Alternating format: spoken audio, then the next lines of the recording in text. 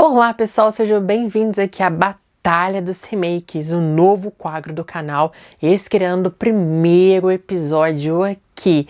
E essa batalha dos remakes, explicando para vocês rapidamente, temos uma batalha entre o filme original versus o seu remake, analisando então 5 grandes categorias e cada categoria vai valer um ponto. E assim, qual filme ganhar nessa categoria vai ganhar esse pontinho.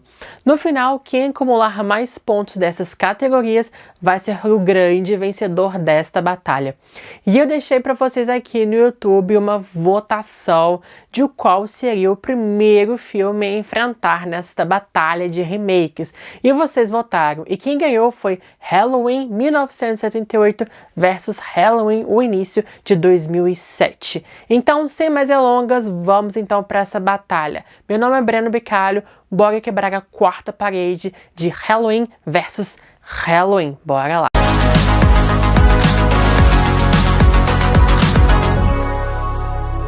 A primeira categoria, então, a ser analisada é a história. A história do Halloween de 1978 é muito mais objetiva e muito mais simplificada, mas uma grande coisa que vai ter nesse vídeo de hoje é menos é mais. E é justamente nessa questão da história. Sabemos muito pouco sobre Michael Myers, sabemos muito pouco sobre o seu mistério e a motivação que ele vai atrás da Laurie Strode e as suas amigas. Lembrando, pessoal, que a minha análise aqui vai ser Halloween 78 versus Halloween 2007. Não estou analisando, não estou fazendo essa batalha com outros filmes, ou seja, a questão da Laurie ser irmã do Michael Myers é revelada lá em Halloween 2, não neste filme. Então, analisando este filme como uma coisa só, não temos uma motivação exatamente para o Michael Myers fazer o que ele faz. O filme de 78 é muito mais eficaz, muito mais objetivo, muito mais simplificado. Ele foca muito mais no terror psicológico, mais no suspense, mais na construção das cenas, mais nisso do que realmente contar uma história muito hiper mega sofisticada. E aqui então, menos realmente é muito mais. Você fica intrigado com aquela história, você quer saber mais sobre isso, e o seu imaginário ali com certeza consegue criar coisas muito mais mirabolantes do que é realmente na realidade. E aqui a história flui muito bem, né? Você tem um tempo para construção da cena, construção do suspense, construção das mortes dos personagens. Então, assim, você consegue se integrar muito mais nessa história. Agora, né, no Halloween de 2007, a história meio que fica complicada demais. Eles querem dar uma motivação para o Michael Myers, explicando sua origem, explicando sua família disfuncional, explicando os seus atos violentos desde que ele era criança. Depois fica 50 minutos, 1 hora nesse passado dele, nessa construção. E depois parece que o filme se torna algo completamente diferente. Nessas próximas 1 hora que tem do filme, aí que a gente realmente entra no parte do remake lá de 78. Então parece que o filme é meio que um Frankenstein. Por mais que ele tenta trazer novidades, ele também sempre vai se voltar ao original e copiar, recriar algumas cenas, mas sem realmente aquela maestria do original, sem ter muitos detalhes do original. Como assim, o filme é longo, tem 2 horas, mas parece que ele começa a correr muito, parece que ele perde muito tempo na primeira parte do filme e começa a correr muito na segunda parte do filme. E várias coisas ficam muito truncadas, uma atrás da outra, e fica muito jogado algumas informações. Agora, por mais tendo 2 horas, né, ele parece realmente um filme meio que corrido em algumas circunstâncias. E o primeiro, né, o de 78, é um filme mais curto, mas você tem um tempo para respirar e o ritmo do filme flui muito melhor do que o de 2007. E o de 2007 tem vários elementos completamente desnecessários que tiram totalmente a essência do que é um filme de Halloween. Então, por isso, então, minha nota vai para, né, 1 ponto para Halloween de 1978 na questão da história. E sobre a história, então, vamos falar sobre a segunda categoria, que é Michael Myers. Temos uma grande diferença entre os dois personagens de 78 para 2007. O de 78 é justamente o Michael Myers é descrito como se ele fosse a essência do mal, o The Shape. É aquele bicho-papão que se esconde no escuro, stalkeia suas vítimas, não tem nenhum tipo de motivação em relação a isso, porque nada é abordado, somente o que é falado do Dr. Loomis. Dr. Loomis, então, descreve como realmente uma encarnação do mal e que merece ser parada a qualquer momento. Ou seja, olha para os olhos dele, não tem nada de humano, não tem nenhum tipo de expressão. O Dr. Loomis já não acredita mais na humanidade do Michael Myers. E assim cria essa lenda, esse mito em relação ao Michael Myers. E aqui a caracterização dele é simplesmente espetacular e fantástica. Por quê? Porque ele consegue muito esconder nas sombras, né? E uma das poucas coisas que a gente consegue ver é justamente a sua máscara branca. E sua máscara branca completamente sem expressão, exatamente por ser algo bem minimalista e que causa um grande terror. Porque bem no escuro ali, quando a gente não enxerga nada, a primeira coisa que a gente vê é justamente essa máscara branca, esse rosto branco que surge das sombras. E aqui tem essa muita brincadeira desse jogo de sombras no Michael Myers, a espreita, perseguindo, tendo o seu tempo, esperando o momento certo para poder realizar o seu ataque. Ele é bem racional, ele é bem inteligente, ele é bem assim, esperando realmente o momento certo de realizar o seu ataque. Ele tem completa paciência em relação a isso. Ficou 15 anos esperando o momento certo para fugir de Smith's Grove e assim ele consegue. E a questão, então, na máscara dele, você não consegue enxergar os olhos do Michael Myers. É justamente essa questão de você realmente ver uma face, um rosto, sem expressão nenhuma, como foi a ideia original de John Carpenter. E ele mesmo disse que o Michael Myers, né, é como se fosse a personificação de qualquer pessoa. Ou seja, qualquer um pode estar debaixo daquela máscara do Michael Myers. Pode ser seu vizinho, pode ser seu amigo, pode ser seu colega de classe, pode ser seu irmão, pode ser qualquer pessoa do seu lado, pode ser o Michael Myers. Porque ele reflete exatamente uma pessoa mais comum, né? Que a gente pode encontrar ali no dia a dia e a gente não espera que ele possa fazer essas coisas. Você pode ver pela estatura dele, uma estatura mediana, o corpo dele também ali, tudo mais, né? Toda a questão da construção do personagem é como se ele realmente fosse uma essência, um vulto, um shape mesmo ali de uma pessoa que você pode encontrar em qualquer lugar, né? Além de ser a personificação do mal e tudo mais em relação a isso. Agora, né, no Michael Myers de 2007, você perde completamente essa essência e essa encarnação. E o Dr. Loomis, esse filme, descreve ele como se fosse o olhar de um psicopata. Então ali a gente já meio que se insere Michael Myers numa categoria como se fosse um psicopata. Porque aqui também a gente tem essas motivações que a gente conhece de psicopata, por exemplo. Ele já tem instintos selvagens, assassinos e violentos desde que ele era criança. Ele maltrata animais, ele já mata pessoas antes de matar sua própria irmã, e ele vem de uma família disfuncional, ele perdeu o pai, ele mora com um padrasto que trata ele mal, sofre bullying na escola, ele tem uma atitude extremamente violenta. Então ali você já perde essa essência, já perde essa mitologia, já perde aquelas, sabe? Que ele é o bicho-papão, você tem medo daquilo que você não conhece. E aqui a gente conhece Michael Myers, aqui a gente conhece a história dele e perde completamente o mistério, perde completamente o suspense. E aqui ele tem realmente essa idealização, que esse filme já é inserido, a irmã, a Laurie, já é inserido lá no início do filme como um bebezinho. E aqui ele já tem a sua motivação completamente jogada. Além disso também, né, gente, o Tyler Mane, que faz o Michael Myers neste filme de 2007, ele não consegue trazer a essência, principalmente da sua atuação corporal. Algumas cenas, por exemplo, ele tenta recriar cenas do filme de 78, com uma viradinha de pescoço, né? Mas ele não consegue. E ele é uma pessoa, assim, de 2 metros de altura. Ele é gigante, ele é imenso, né? E sim, Michael Myers não é isso. Você consegue ver que é como se fosse Michael Myers uma selvagem, né? Porque aqui ele tem o seu instinto de matar, ele não persegue muitas vítimas, ele realmente não tem muita paciência. Parece que ele vive com raiva o tempo inteiro e ele ataca suas vítimas como um instinto, um ato de violência mesmo. Chegando exatamente todo esse mistério, esse suspense do personagem, né?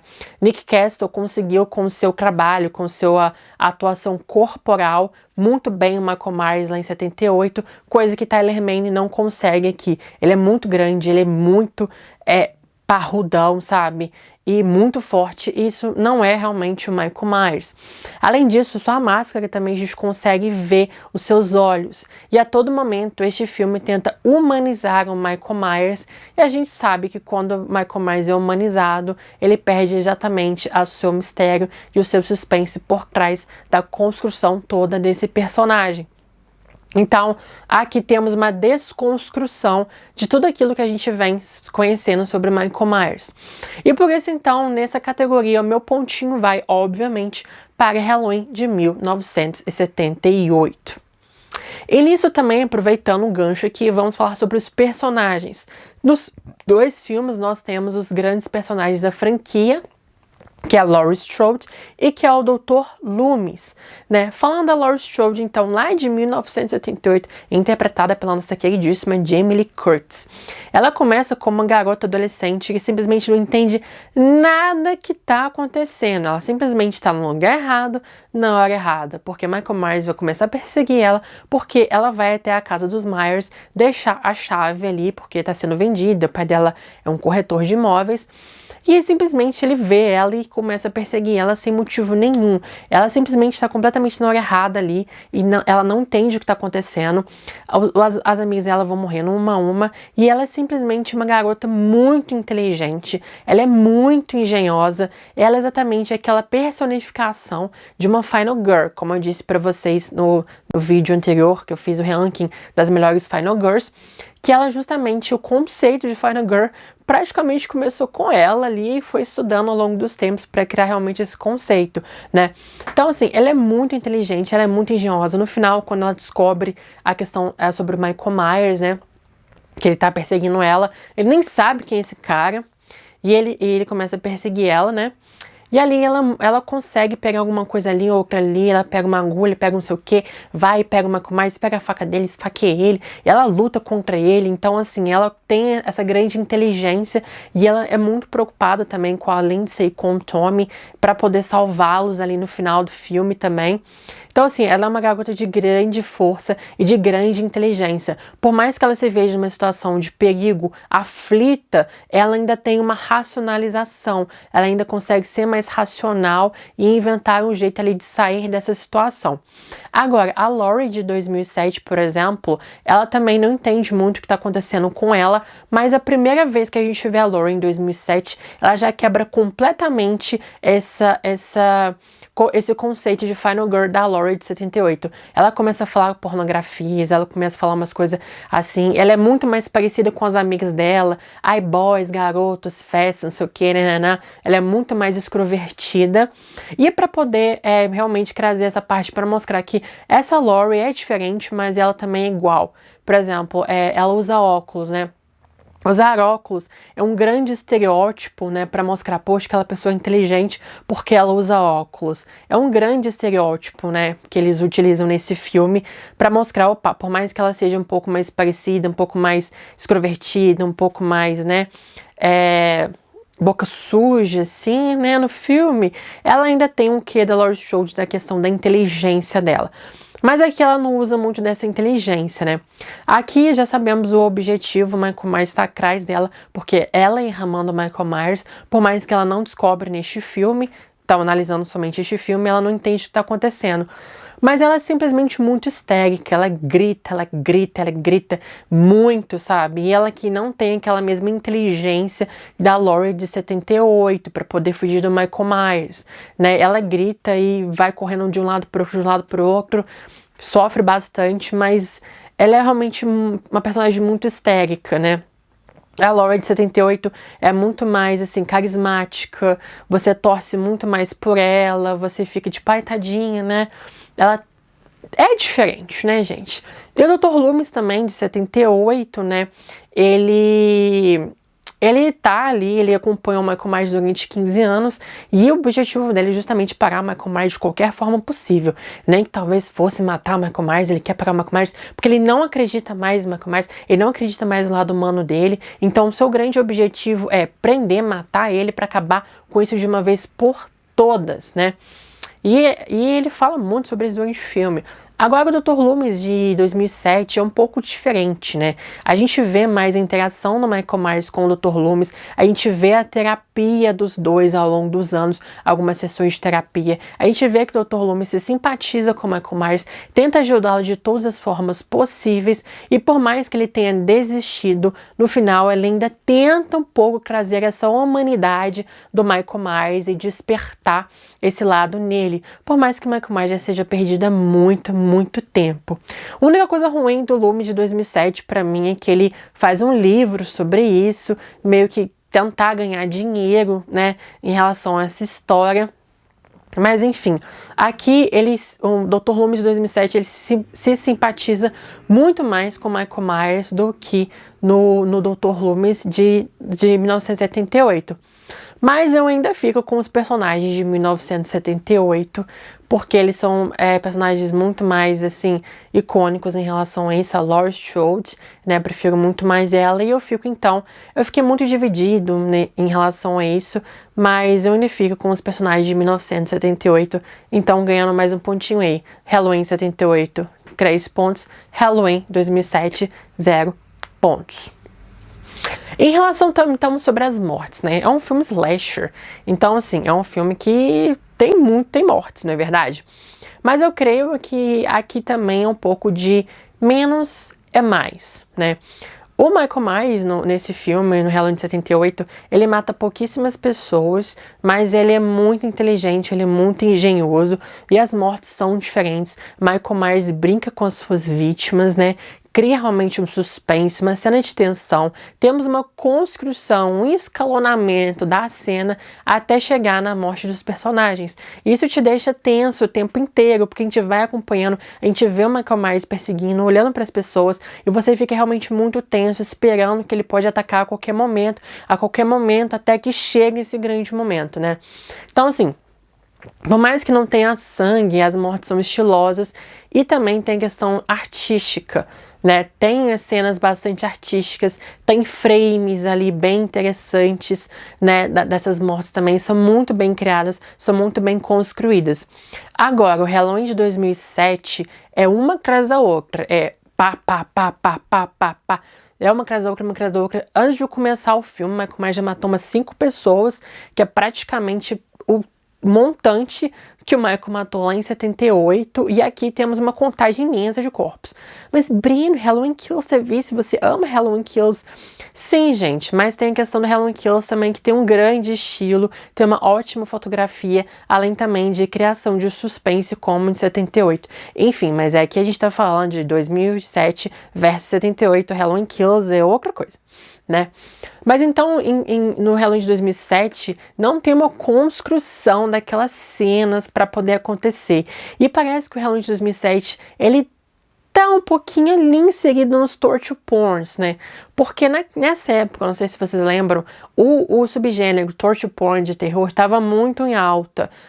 Albergue, Jogos Mortais e muitos outros, né? Então ele parece que dá um pulinho ali nos torture porns e ali ele é muito mais brutal, muito mais violento, muito sangue, mas as mortes realmente não tem um grande estilo. Ele até recria algumas, né, de 78, mas completamente não tem a sua essência, né? Aqui Michael Myers mata rodo mesmo e tá nem aí pra isso. E a maioria das mortes também são meio repetitivas, né? As pessoas caem no chão, principalmente mulheres. Eu achei isso bem problemático, né? Que as mulheres ficam se arrastando no chão enquanto o Michael Myers de 2 metros tá ali atrás delas, entendeu? Isso acontece que umas 3, 4 vezes nesse filme, sabe? Isso é muito ruim, eu acho, né? Essa representação, assim, feminina. Enfim, né? Mas eu acho que, assim, se, por exemplo, o de 2007 tivesse mais estilo, tivesse mais suspense, tivesse uma construção melhor, talvez levaria por conta de que é muito mais violento. Mas menos é mais. Halloween 78 é muito minimalista e entrega nesse aspecto. Mais uma vez, então, Halloween 78, 4 pontos. Halloween 2007, 0 pontos. E para encerrar essas categorias, vou falar aqui para vocês sobre produção. A produção, então, vamos analisar vários quesitos de produção mesmo dos filmes, que eu acho bastante importante a gente começar a analisar um pouquinho, talvez uma parte mais técnica, né? Halloween 78 é um filme que foi produzido com $300 mil naquela época, né? Então, assim, o orçamento é realmente muito pequeno, é um filme independente, é um filme realmente de baixo orçamento. Agora, Halloween 2007 foi feito com $15 milhões. Tudo bem que algumas coisas de Halloween 78 podem parecer um pouco datadas para algumas pessoas, para mim não, para mim perfeito, mas para algumas pessoas podem parecer datadas, mas Halloween 78 tem um estilo. Tem um estilo próprio, e é um estilo muito, mas muito utilizado, muito recriado até os dias de hoje e serve como referências e homenagens a cineastas até os dias de hoje, né? Além da trilha sonora, que é simplesmente impecável, porque essa trilha sonora é muito icônica, né, gente? É assim, a gente ouve em um segundo a música, a gente já sabe de qual filme que é, já arrepia, a gente já pensa na cena, a gente já vive, a gente já tem aquele êxtase, né? A gente já tem aquele saudosismo de lembrar, opa, Halloween, né? E a gente fica já animado. Então, assim, realmente a trilha sonora é super, hiper, mega icônica. Além de, claro, John Carpenter é um excelente diretor. Ele usa poucos elementos para criar uma coisa fantástica. E uma das coisas mais fantásticas nesse filme é a câmera, é a angulação da câmera. São os quadros do filme, que são simplesmente super artísticos. E aqui a gente entra dentro da fotografia do filme também. John Carpenter, ele é um gênio, porque ele consegue utilizar a tela inteira do filme para trazer várias informações. Ele não só utiliza a parte da frente da tela, o que está em destaque na tela para a gente poder perceber as informações, mas ele utiliza muito também o que está atrás, né, que também é muito importante. Detalhes que acontecem atrás da cena, que se a gente não perceber, a gente pode perder alguma coisa, mas que trazem é uma coisa muito interessante, né? Por exemplo, o Dr. Loomis está procurando o Michael Myers, ele encontra com o xerife Brackett, e ali ele tá lá, né, esperando o Brackett, e atrás do Dr. Loomis tem a rua e passa o carro, né, que tal o Michael Myers tinha roubado, ou seja, ele tá procurando o Michael Myers, mas o Michael Myers tá atrás dele, sabe? E várias cenas em que o Michael Myers se esconde ali no fundo e que você às vezes tem que perceber, opa, tá ele ali, sabe? E a cada vez que você assiste, você descobre algumas coisas diferentes. Então, realmente, o John Carpenter, ele consegue utilizar todo frame, toda angulação no filme a seu favor. Isso é incrível. E a fotografia do filme é simplesmente espetacular. Esse jogo de sombras, né, que ele utiliza, bota uma luz aqui, não bota uma luz ali, é muito bom, gente, e cria justamente essa atmosfera, sabe, meio que sombria, essa atmosfera que te deixa aflito, né, que você olha pra lá e você não vê nada, depois você vê alguma coisa. Realmente é muito fantástico. Agora, o Rob Zombie, né, o diretor do Halloween 2007, não sabe utilizar muito bem essas técnicas. Agora, o Rob Zombie também utiliza uma coisa que é completamente oposto do John Carpenter. Ele utiliza muito, o Rob Zombie, o Big Close-Up. O que é esse Big Close-Up, né? O close-up é quando a gente tá assim, tipo eu aqui no vídeo com vocês, né? Um close-up do meu rosto, um pouco do meu corpo e tudo mais. E o Big Close-Up é justamente quando dá um foco muito grande no rosto da pessoa. E ali você vê, por exemplo, essa parte daqui, ou a parte do meio, ou a parte mais de cima. Você não vê o rosto completo, assim, grandes partes do seu rosto. E aqui no Halloween de 2007, Rob Zombie utiliza muito dessas técnicas. Então foca muito na pessoa e assim a gente não vê muito o que está acontecendo ao redor, né, as coisas que estão no redor. John Carpenter faz muito mais uso dos poucos recursos que ele tem, e Rob Zombie que tem recursos muito grandes, muito assim, astronômicos, né? 300 mil para 15 milhões é muita coisa. E se não sabe utilizar realmente muito bem essas questões, né? Rob Zombie também tem muitos palavrões, coisas muito desnecessárias, tem abuso sexual, sabe? Coisa que não tem nada a ver com a história, não acrescenta em nada o filme. Então, assim, esse é o estilo Rob Zombie de ser, né? É muito palavrão, é muito o estilo mais trash, né? Assim, nos filmes dele. Esse é mais o estilo do Rob Zombie, né? Agora, o John Carpenter tem uma direção, uma fotografia muito mais polida e muito mais bonita artisticamente. Então, nessa parte da produção, da trilha sonora e tudo mais, meu ponto vai para Halloween 1978. É isso, gente, ó. Halloween 1978, 5 e Halloween 2007, 0 pontos. Desculpa, mas realmente um dos filmes mais clássicos, mais icônicos, mais famosos, uma obra-prima do terror versus um remake, não tem como. Realmente é uma batalha já perdida, não é mesmo, pessoal? Mas então é isso, o grande vencedor, obviamente, é Halloween de 1978. É uma grande obra-prima. E eu tenho os dois filmes, né, gente? Aqui, música pra vocês. Esse é o box do Halloween 1 e 2 que eu tenho, né? E o Halloween também, o início também. Esse aqui é bem bonito. A edição mais bonita é melhor que o filme, né? Mas então, assim, pessoal, essa grande batalha, né, do filme, dos remakes aqui. Deem um like se vocês gostaram desse vídeo, se vocês concordam. Se não concordar, dá um like também para ajudar o canal aqui, tá bom? E comenta aqui embaixo o que vocês acham sobre isso, né? Coloca os pontinhos aqui também das categorias, concordam, discordam. Mas não tem como, gente. O Halloween de 78 é simplesmente uma obra-prima atemporal, né? E a gente tá tendo filmes, sequências desse filme até hoje. Então, assim, não tem jeito, né, pessoal? E é isso, se inscrevam no canal porque vamos ter mais batalhas dos remakes aqui. Ah, e antes que eu me esqueça, comenta aqui no vídeo qual vai ser o segundo filme a receber essa batalha dos remakes, que vai ter número 2, vai ter capítulo 2, episódio 2, sei lá o que, dessas grandes batalhas, hein? Mas é isso, pessoal, muito obrigado e ative o sininho para vocês não perderem esses conteúdos. E até os próximos vídeos.